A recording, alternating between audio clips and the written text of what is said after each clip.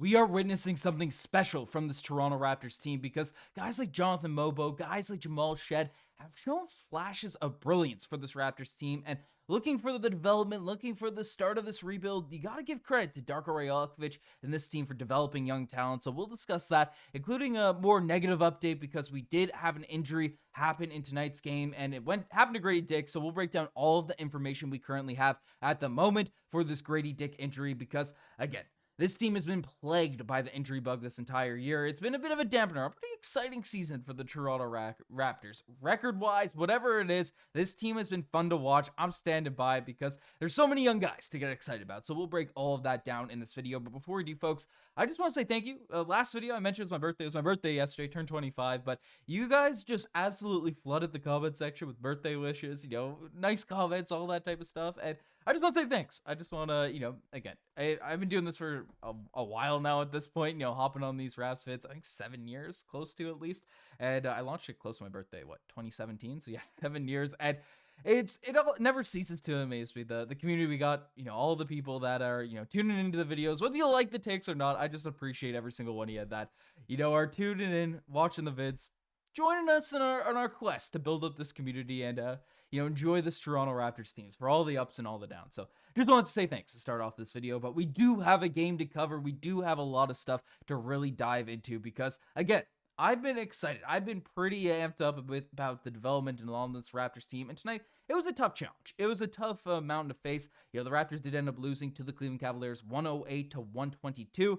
And basically, on the road against the league's best team, it's going to be tough. For a young team that's still dealing with a ton of injuries, still dealing with all this type of stuff, it's tough for the Toronto Raptors to come out here. And again, it was a tough shooting night for our top usual contributors, right? Scottie Barnes went 5 of 14 from the field. RJ Barrett went 6 of 18. Gradey Dick went 6 of 17. You're just not going to be able to beat the Cleveland Cavaliers with that type of shooting. Now, from the eye test, just watching this game, I don't think any of those guys played particularly bad. I think they put up a ton of fight, put up a ton of energy, but it's just really tough to score on that Cleveland Cavaliers team, especially when they are playing at home. So that's just the reality of it. They have a couple bigs that are really effective. The Raptors are still kind of working out the kinks, trying to get things going, but it was a positive energy. Like, we'll talk more in depth about, the top tier guys, for the Raptors, but I don't think they play bad, but I want to put more of a focus out there on the youngins because, again, in the box score, you might look at this and say, oh, Jonathan Mogbo. Now, it was a career high, historic night for Mogbo, 13 points, 7 rebounds, but you look at that, it's like,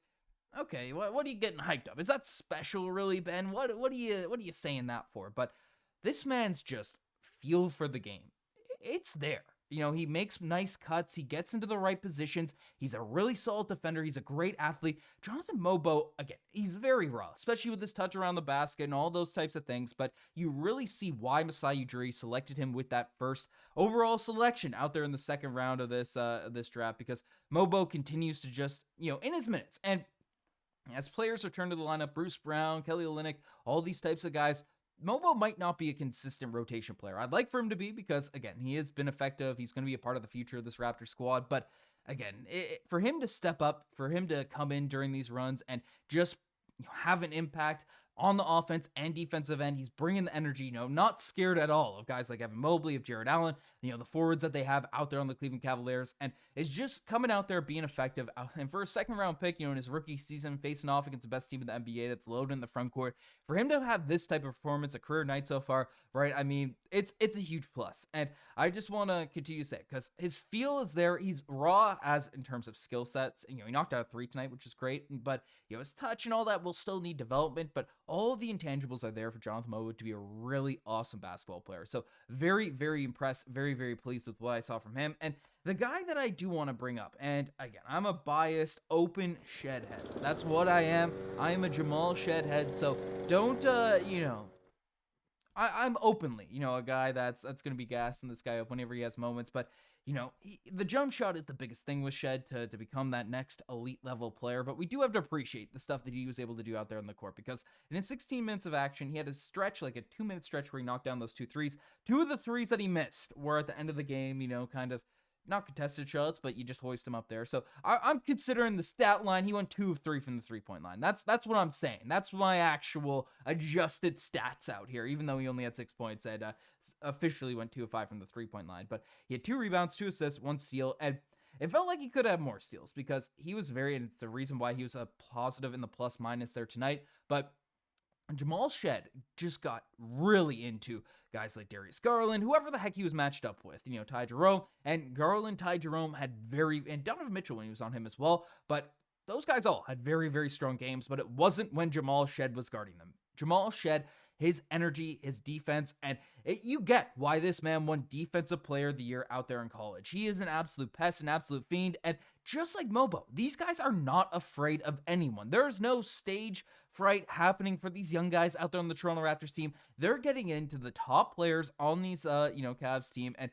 just getting right in their grill, not making anything easy, not just backing down from the challenge. And again, obviously we want to win. We want this team to win. The Raptors, they struggle with free throw shooting. They struggle, with turning the basketball over. Scottie Barnes is taking too many threes, yada, yada, yada, right? We understand. There are many holes to this team. That's why we were promised or told it was year one of a rebuild. But the thing that you need in a good, young, developing team is that fight, that energy, that passion to really come out and just not back down from some of these league's top teams. And sometimes you get out talented, and that's just how it goes. But the Raptors, very rarely over the course of the season have they been outworked, out effort, and all that stuff. And tonight was a testament, and Shead was really the guy spearheading that for the Raptors. So very, very positive game there for the Raptors here now. I'm very excited. I'm feeling a nice special energy brewing for this team this entire season. So great stuff to see it continue against one of the league's best teams. But it wasn't all positive. It wasn't all perfect, and you lost, so nothing's perfect out there in an L.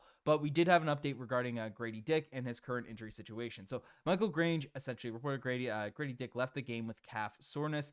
We'll be evaluating on Monday. He played 31 minutes and had 18 points.